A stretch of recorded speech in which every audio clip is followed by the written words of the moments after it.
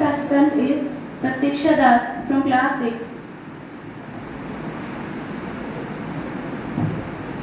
सुबह अपराह्न सभी को। मेरा नाम प्रतीक्षा दास है और मैं कक्षा 6 से हूँ। मैं आज एकलव्य की गुरु भक्ति के बारे में कहना चाहती हूँ। घने जंगल के अंदर भील जाति के बहुत से लोग रहते थे। उनके अंदर एकलव्य एक भील युवक थे। उनके पिता का नाम था हिरण्यधनु और उनके माता का नाम था सुलेखा। वो एक होनहार श्रेष्ठ धनुधारी बनना चाहते थे। उन्होंने सुना था कि गुरु द्रोणाचार्य ने बहुत सी अच्छे धनुर्विद्या की शिक्षा देते हैं, इसलिए वो एक दिन गुरु द्रोणाचार्य के पास गए थे और उन्होंने वहां जाकर बोला, उनके पहले प्रणाम किया और उसके बाद बोला, गुरुजी मुझे आपका शिष्य बना लीजिए, मैं आपसे धनुर्विद्या का शिक्षा लेना चाहता हूँ। गुरु द्रोणाचार्य ने यह सुनकर बोला, तुम कौन हो पुत्र? एकलव्य ने बोला, गुरुजी मैं भील जाति का एक बालक हूँ। यह सुनकर गुरु द्रोणाचार्य बहुत गुस्सा हो गए और कहने लगे, मैं किसी भील को शिक्षा नहीं दे सकता। मैं क्षेत्रीय और पांडव और कौरवों को शिक्षा देता हूँ, मैं तुमको शिक्षा नहीं दे सकता।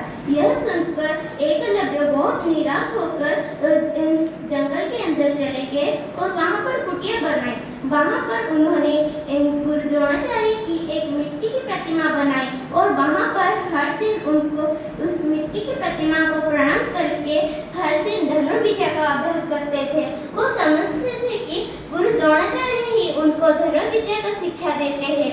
एक दिन गुरु द्रोणाचार्य कौरव पांडवों को और एक कुत्ते के साथ वन के अंदर गए थे। वो कुत्ता घूमता फिरता एकलव्य के कुटिया के पास जा पहुंचा। एकलव्य वहां पर धनुर्विद्या का अभ्यास कर रहे थे। एकलव्य को उस कुत्ते ने देख के भौंकने लगा। एकलव्य ने वहां पर एक कुत्ते के मुंह में ऐसे तीर चलाए कि कुत्ते का मुंह बंद हो गया। यह देखकर इसके बाद कुत्ता बहुत निराश होकर गुरु द्रोणाचार्य के पास चला गया। गुरु द्रोणाचार्य कुत्ते का मुंह ऐसे बंद होकर समझ गए कि एक श्रेष्ठ धनुधारी ही ऐसे उसका मुंह बंद कर सकता है। यह सोचकर वो उस श्रेष्ठ धनुधारी को जंगल के अंदर ढूंढने लगे। वहां पर वो ढूंढते ढूंढते जाकर एकलव्य के कुटिया के पास जा पहुंचे। उन्होंने एकलव्य को पूछा, बालक तुमने ही क्या मेरे कुत्ते का मुंह ऐसे बंद किया है? एकलव्य ने गुरु द्रोणाचार्य को पहचान लिया और उनको प्रणाम किया। उसके बाद बोला, जी गुरुजी मैंने ही उस कुत्ते का मुंह ऐसे बंद किया है।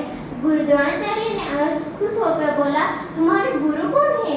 तुम्हारे गुरु को मैं देखना चाहता हूँ। इतने अच्छे धनुर्विद्या किसने तुम्हें सिखाई पुत्र? यह सुनकर एकलव्य ने पेड़ के नीचे रखे हुए गुरु द्रोणाचार्य की प्रतिमा की ओर इशारा किया। गुरु द्रोणाचार्य उस प्रतिमा की ओर गए और देख के उनके मुंह से निकल पड़ा, ये तो मेरी ही प्रतिमा है। इसके बाद एकलव्य ने कहा, जी गुरुजी मैंने आपकी प्रतिमा यहाँ पर स्थापन की और हर दिन धनुर्विद्या का अभ्यास करता रहा और आपके पास अभी ऐसे धनुर्विद्या का अभ्यास करता रहा हूँ। यह सुनकर गुरु द्रोणाचार्य खुश हो गए और उनको एक आशंका भी थी, अगर ऐसा हुआ तो एकलव्य को अर्जुन से भी अच्छा धनुधारी बन जाएगा और उन्होंने अर्जुन को जो श्रेष्ठ धनुधारी बनने का वचन दिया है वो वचन झूठा पड़ जाएगा। इसलिए वो एकलव्य से बोले, तुमने अगर मुझे गुरु के रूप में स्वीकार किया है तो मुझे गुरु दक्षिणा भी दो। यह सुनकर एकलव्य ने कहा, जी गुरुजी मांगिए, जो मुझे मांगना है मैं आपको दूंगा। गुरु द्रोणाचार्य ने बोला, मुझे तुम्हारा दाहिने हाथ का वृंदावली दान के स्वरूप चाहिए। यह सुनकर एकलव्य कुछ न बोल के छुरा उठाया और निर्भीक से अपना दाहिने हाथ का वृंदावली काट के गुरु द्रोणाचार्य के पाद के नीचे समर्पित कर दिया। यह देखकर पांडव कौरव और गुरु द्रोणाचार्य आश्चर्य होकर कुछ समय नीरव रहे।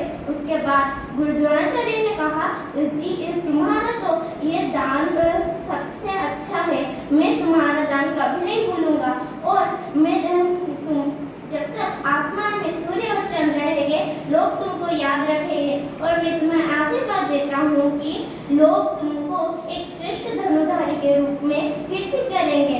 हमने ये गल्प से सीखा कि अगर हम कुछ करना चाहते हैं तो हम उस कार्य में ध्यान दें। अगर हम ध्यान देते हैं तो एक न एक दिन हम निश्चय सफलता पाते हैं। धन्यवाद।